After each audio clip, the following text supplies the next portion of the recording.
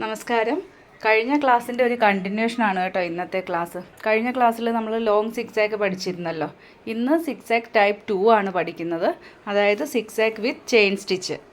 പേര് ഒരുപോലെ ആണെങ്കിലും നമുക്ക് സ്റ്റിച്ച് ചെയ്യുന്നതിലും കാണുന്നതിലും വ്യത്യാസമുണ്ട്. ആദ്യം ലൈനിൽ തന്നെ ചെയ്ത് കാണിക്കാം. അപ്പോൾ അതിനായിട്ടൊരു ലൈൻ വരച്ചു കൊടുക്കാം. പിന്നെ ട്യൂട്ടോറിയൽ വീഡിയോസ് ആയതുകൊണ്ട് സ്കിപ്പ് ചെയ്യാതെ തന്നെ കാണുക. സ്കിപ്പ് ചെയ്ത് കണ്ടു കഴിഞ്ഞാൽ സ്റ്റിച്ച് മാത്രമേ മനസ്സിലാവത്തുള്ളൂ. നമുക്കതിൽ എന്തൊക്കെ മിസ്റ്റേക്സ് വരും എന്നുള്ളത് മനസ്സിലാവത്തില്ല. അതുകൊണ്ട് വീഡിയോ സ്കിപ്പ് ചെയ്യാതെ തന്നെ കാണാൻ നോക്കൂ. ഇവിടെ പേരിൽ തന്നെ പറഞ്ഞിട്ടുണ്ടല്ലോ സിക്സാക്ക് വിത്ത് ചെയിൻ എന്ന്. അപ്പോൾ ഫസ്റ്റ് നമുക്ക് ഈ വരച്ചിരിക്കുന്ന ലൈനിൽ ഒരു ചെയിൻ സ്റ്റിച്ച് കൊടുക്കണം. അതിന് മുന്നേ നമ്മുടെ കമൻസിൽ വന്ന ഒരു ഡൗട്ട് കൂടി ഒന്ന് ക്ലിയർ ചെയ്തേക്കാം. നമ്മൾ സിൽക്ക് ത്രെഡ് എപ്പോഴും ഡബിൾ ലെയറിലാണ് സ്റ്റിച്ച് ചെയ്യുന്നത്. അപ്പോൾ ഡബിൾ ലെയർ ചെയ്യാനായിട്ട് നമുക്ക് ത്രെഡ് എടുക്കുമ്പം ഒരേ കളറ് രണ്ടെണ്ണം ഉണ്ടെങ്കിൽ ബുദ്ധിമുട്ടില്ല. ഈ രണ്ട് ത്രെഡും കൂടി ഒരുമിച്ച് നമുക്ക് ഡബിൾ ലെയറായിട്ട് എടുക്കാം. രണ്ടും കൂടി ഒരുമിച്ച് നമുക്ക് കെട്ടിട്ട് പിന്നെ കയ്യിൽ പിടിക്കേണ്ടതൊക്കെ അറിയാമല്ലോ. ഇങ്ങനെ ഒരേ കളർ ഉണ്ടെന്നുണ്ടെങ്കിൽ നമ്മൾ സ്റ്റിച്ച് ചെയ്തുകൊണ്ടിരിക്കുമ്പോൾ നൂല് തീരുമെന്ന് പേടിക്കേണ്ട. ഇനി ഏതെങ്കിലും കളറ് ഒരു ത്രെഡേ ഉള്ളൂ എങ്കിൽ നമുക്ക് ആ ത്രെഡിൻ്റെ കുറച്ച് നൂല് വേറെ എവിടെയെങ്കിലും ചുറ്റിയെടുക്കണം. ഇതുപോലെ പെൻസിലോ അല്ലെങ്കിൽ നൂല് തീരുന്ന ഈ സ്റ്റിക്കില്ലേ, ഇതോ അങ്ങനെ എന്തിലെങ്കിലും നമുക്ക് കുറച്ച് നൂല് ചുറ്റിച്ചെടുക്കണം. ഇതുപോലെ ചുറ്റിയെടുത്ത് നമുക്ക് ഡബിൾ ലെയറായിട്ട് യൂസ് ചെയ്യാം. ഇനി നമുക്ക് തിരിച്ച് നമ്മുടെ ക്ലാസ്സിലേക്ക് പോകാം. നമ്മൾ ലൈൻ വരച്ചിട്ടിരിക്കുകയായിരുന്നല്ലോ, അപ്പോൾ അവിടെ ചെയിൻ സ്റ്റിച്ച് ചെയ്യണമെന്ന് ഞാൻ പറഞ്ഞിട്ടുണ്ടായിരുന്നു. കഴിഞ്ഞ ക്ലാസ്സുകളിലൊക്കെ ചെയ്ത പോലെ തന്നെ നീഡിൽ കുത്തി ത്രെഡ് എടുക്കുക. അതിനുശേഷം നമുക്ക് എങ്ങോട്ടാണോ സ്റ്റിച്ച് ചെയ്യേണ്ടത് അതിൻ്റെ ഓപ്പോസിറ്റ് സൈഡിലേക്ക് ഒരു ലോക്ക് സ്റ്റിച്ച് കൊടുത്ത് വീണ്ടും നീഡിൽ തിരിച്ച് നമുക്ക് സ്റ്റിച്ച് ചെയ്യേണ്ട സ്ഥലത്തേക്ക് ചെയിൻ കണ്ടിന്യൂ ചെയ്യാം.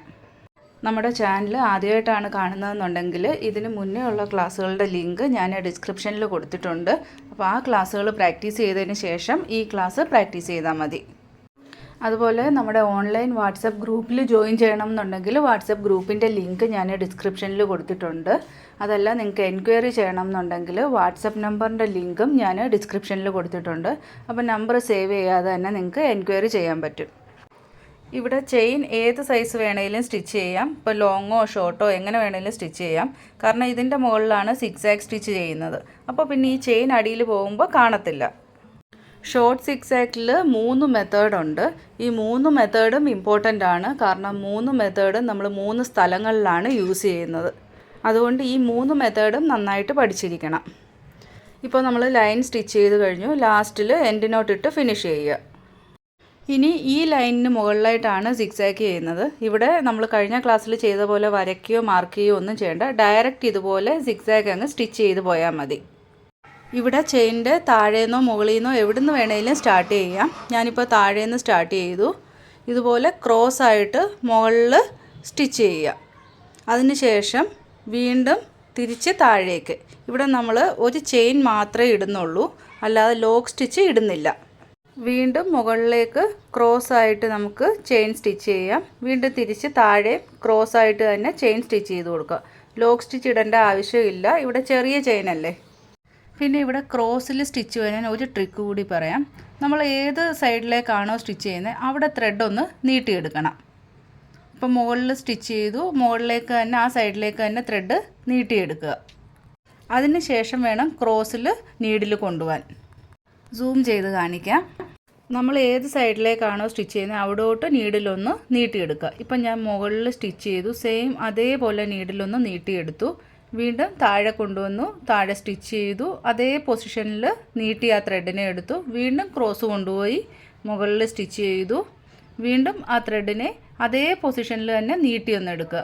എന്നിട്ട് തിരിച്ച് വീണ്ടും താഴെ കൊണ്ടുവരിക. ഇങ്ങനെ സ്റ്റിച്ച് ചെയ്ത് കഴിഞ്ഞാൽ നമുക്ക് ആ ക്രോസും കറക്റ്റായിട്ട് കിട്ടും, അതുപോലെ ആ പോയിൻറ്റും കറക്റ്റായിട്ട് കിട്ടും. ഇനി ത്രെഡിനെ ഇങ്ങനെ നീട്ടിയെടുക്കാതെ ഡയറക്റ്റ് മുകളിലും താഴെ സ്റ്റിച്ച് ചെയ്ത് കഴിഞ്ഞാൽ വരുന്ന ഡിഫറൻസും കൂടി കാണിച്ചു തരാം. ഞാൻ കുറച്ച് ഗ്യാപ്പ് വിട്ടിട്ട് ആ ഒരു മെത്തേഡിൽ ചെയ്ത് കാണിക്കാം.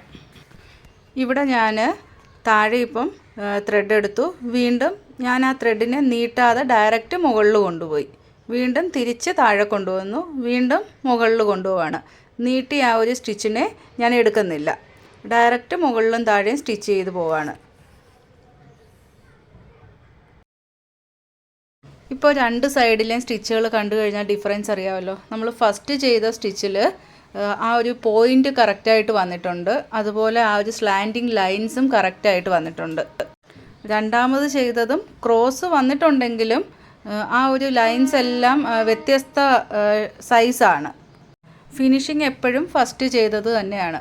എന്ന് വെച്ചാൽ രണ്ടാമത് ചെയ്ത മെത്തേഡ് തെറ്റാണെന്നല്ല, രണ്ടാമത് ചെയ്ത മെത്തേഡ് ചെയ്യുന്നതിലും തെറ്റൊന്നുമില്ല. പക്ഷേ അത് നമുക്ക് പുറത്ത് കാണാത്ത സ്റ്റിച്ചുകൾ ചെയ്യുമ്പോൾ മാത്രമേ നമ്മൾ ആ ഒരു മെത്തേഡ് ചെയ്യാറുള്ളൂ. അതായത് എംബോസ്ഡ് സ്റ്റിച്ചുകൾ ചെയ്യുമ്പം നമുക്ക് ഈ ഒരു സിക്സാഗ് പുറത്ത് കാണാറില്ല. അതിൻ്റെ മുകളിൽ കവർ ചെയ്തിട്ട് ബീഡ്സോ ത്രെഡോ ഒക്കെ വരും. അപ്പോൾ അങ്ങനെ സ്റ്റിച്ച് വരുന്ന സമയത്ത്, അതായത് എംബോസ്ഡ് സ്റ്റിച്ചുകൾക്ക് നമ്മൾ ഈ രണ്ടാമത് ചെയ്ത മെത്തേഡ് ചെയ്താലും കുഴപ്പമൊന്നുമില്ല.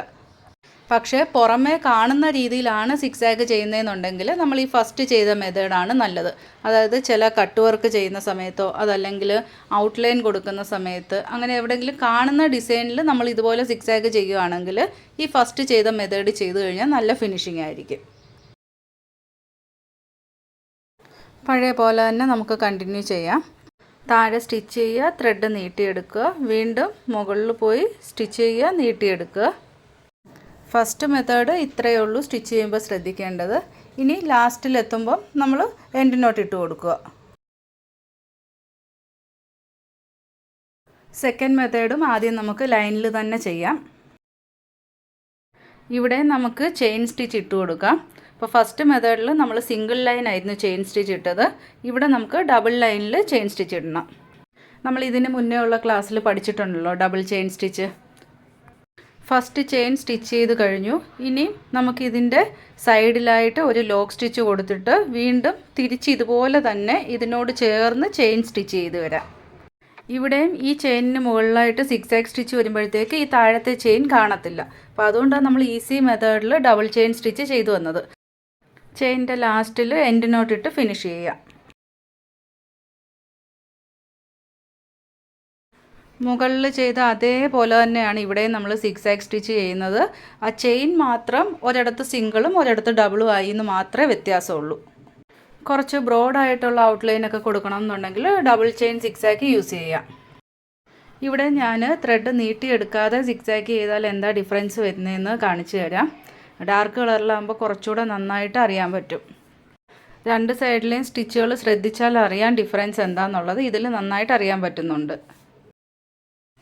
അരി വർക്കിൽ നമ്മൾ കൂടുതലും യൂസ് ചെയ്യുന്നത് ഈ ഷോർട്ട് ടൈപ്പ് സിക്സാഗ് ആണ് കേട്ടോ.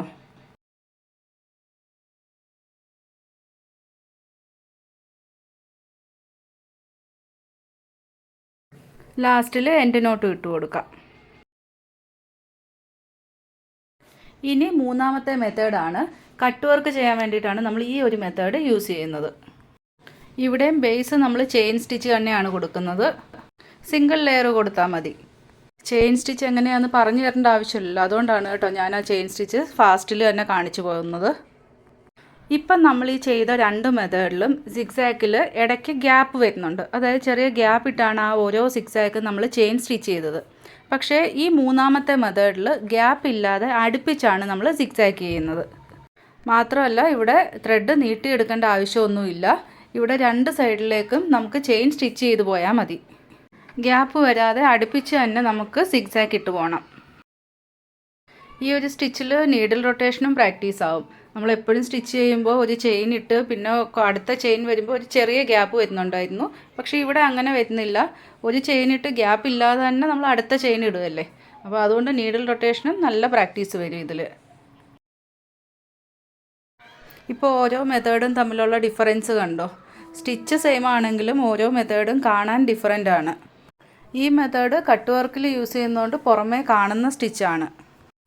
എംബോസ്ഡ് സ്റ്റിച്ചുകൾക്കും അതുപോലെ ലോഡിങ് സ്റ്റിച്ചിനൊക്കെ നമ്മൾ സിക്സാക്ക് യൂസ് ചെയ്യുമ്പോൾ ഇതുപോലെ ചെയിൻ അല്ല വരുന്നത്. അതിന് പകരം പൈപ്പിംഗ് ത്രെഡ് ആയിരിക്കും നമ്മൾ യൂസ് ചെയ്യുന്നത്. ഇവിടെ ലാസ്റ്റിൽ എൻഡ് നോട്ട് ഇട്ട് നമുക്ക് ഫിനിഷ് ചെയ്യാം. ഈ 3 സ്റ്റിച്ചും ഇമ്പോർട്ടൻ്റ് ആണ്. അതുകൊണ്ട് ഈ 3 സ്റ്റിച്ചും നന്നായിട്ട് പ്രാക്ടീസ് ചെയ്തിരിക്കണം. ഇനി കർവും കോർണറും ഒക്കെ എങ്ങനെ സിക്സാക്കിൽ ചെയ്യാമെന്നും കൂടി കാണിച്ചു തരാം. സർക്കിൾ ഷേപ്പിൽ എങ്ങനെയാണ് ചെയിൻ സ്റ്റിച്ച് ചെയ്യുന്നതെന്ന് നമ്മൾ കഴിഞ്ഞ ക്ലാസ്സുകളിൽ പഠിച്ചിട്ടുണ്ട്. ക്രീപ്പിംഗ് ചെയിനാണ് ചെയ്യേണ്ടത്. ഇവിടെ ഞാൻ സിക്സാക്കിനും സെയിം ത്രെഡ് തന്നെയാണ് യൂസ് ചെയ്യുന്നത്. അതുകൊണ്ട് എൻഡ് നോട്ട് ഇടേണ്ട ആവശ്യമില്ല. ഡയറക്റ്റ് നമുക്ക് സിക്സാക്ക് ചെയ്തു പോയാൽ മതി. കർവിൽ ചെയ്യുമ്പോൾ നമ്മൾ ലൈനിൽ ചെയ്യുന്ന പോലെ ഒരുപാട് ഗ്യാപ്പ് ഇട്ട് ചെയ്യാൻ പറ്റത്തില്ല. കുറച്ച് ഗ്യാപ്പ് കുറച്ച് വേണം ചെയ്യാൻ. എങ്കിൽ മാത്രമേ നമുക്ക് ആ ഒരു വളവൊക്കെ കറക്റ്റായിട്ട് സിക്സാഗ് വരത്തുള്ളൂ. സർക്കിളിന് ഉള്ളിലെ സ്റ്റിച്ച് കുറച്ച് അടുപ്പിച്ചായിരിക്കണം. സർക്കിളിന് പുറത്ത് കുറച്ച് ഗ്യാപ്പ് ആയാലും കുഴപ്പമില്ല. ഈ ഒരു സർക്കിളിൽ ഉൾവശത്തെ സിക്സാഗ് ഗ്യാപ്പും അതുപോലെ പുറത്തുള്ള ഗ്യാപ്പും തമ്മിൽ ശ്രദ്ധിച്ചാൽ അറിയാൻ പറ്റും. ലാസ്റ്റിൽ എൻഡ് നോട്ട് ഇട്ട് കൊടുത്ത് നമുക്ക് ഫിനിഷ് ചെയ്യാം. ഈ സ്ക്വയർ ഞാൻ ഡബിൾ ചെയിനിൽ ചെയ്ത് കാണിക്കാം. നമ്മൾ സർക്കിൾ സിംഗിൾ ചെയിനിലല്ലേ ചെയ്തത്. ഇവിടെ ഞാൻ സിക്സാക്ക് ചെയ്യാൻ ത്രെഡ് ചേഞ്ച് ചെയ്യുന്നില്ല. അതുകൊണ്ട് ഡയറക്റ്റ് നമുക്ക് എൻഡ് നോട്ട് ഇല്ലാതെ തന്നെ സിക്സാക്ക് ചെയ്തു പോവാം. ഇവിടെ കോർണർ സിക്സാക്ക് എങ്ങനെ ചെയ്യുന്നു എന്നാണ് ശ്രദ്ധിക്കേണ്ടത്. ഇവിടെ കോർണർ എത്തുമ്പോൾ ഇതുപോലെ ആ കോർണറിലേക്ക് നമുക്കൊരു ചെയിൻ സ്റ്റിച്ച് ചെയ്യണം. സ്റ്റിച്ച് ചെയ്തിട്ട് ആ ഒരു ത്രെഡിനെ തിരിച്ച് നമ്മൾ ആ സ്റ്റാർട്ട് ചെയ്ത പോയിന്റിലേക്ക് കൊണ്ടുവന്നു കഴിഞ്ഞാൽ അവിടെ ഒരു സിക്സാക്ക് പോലെയുള്ള ഒരു ഷേപ്പ് വരും. അല്ലാതെ നമുക്ക് വി പോലെ അവിടെ സിക്സാക്ക് ചെയ്യാനായിട്ട് പറ്റത്തില്ല കോർണറിൽ. അടുത്ത കോർണറും കൂടി ഒന്ന് ശ്രദ്ധിച്ചോളൂ. കോർണറിലേക്ക് നീളത്തിൽ ഒരു ചെയിൻ സ്റ്റിച്ച് ചെയ്ത് ആ ത്രെഡിനെ വലിച്ച് വീണ്ടും ആ കോർണറിൽ കൊണ്ടുവന്ന് ഒരു സ്റ്റിച്ച് കൊടുക്കുക. എന്നിട്ട് വീണ്ടും ഓപ്പോസിറ്റ് ലൈനിലേക്ക് സിക്സാക്ക് ചെയ്തു പോകണം. ഇങ്ങനെ ചെയ്താൽ മാത്രമേ കോർണറിൽ സിക്സാക്ക് കറക്റ്റായിട്ട് വരത്തുള്ളൂ. നമ്മൾ ലീഫൊക്കെ ചെയ്യുമ്പോൾ ഈ ഒരു മെത്തേഡിലാണ് അതിൻ്റെ ആ ഒരു ടിപ്പ് പോർഷൻ ചെയ്യുന്നത്. കർവ് ഷേപ്പ് സിക്സാക്ക് ചെയ്യാൻ എളുപ്പമാണ്. ഇതുപോലുള്ള പോയിന്റുകൾ വരുമ്പോൾ മാത്രം ഒന്ന് ശ്രദ്ധിച്ചാൽ മതി. അതും പുറമേ കാണുന്ന സ്റ്റിച്ചുകൾക്ക്.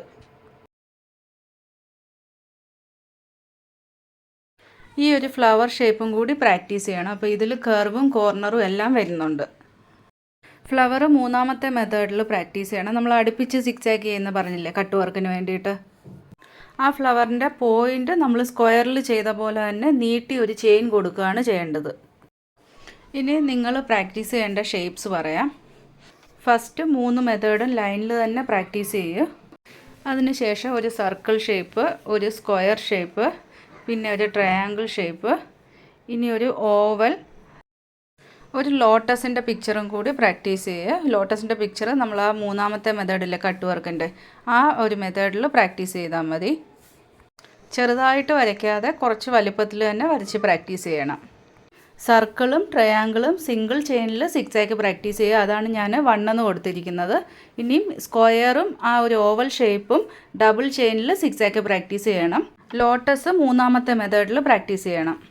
അപ്പോൾ ഇന്നത്തെ ക്ലാസ് നന്നായിട്ട് മനസ്സിലായല്ലോ. വീഡിയോ ഇഷ്ടമായിട്ടുണ്ടെങ്കിൽ ലൈക്ക് ചെയ്യാൻ മറക്കരുത്. അടുത്ത ക്ലാസ്സിൽ കാണാം. താങ്ക്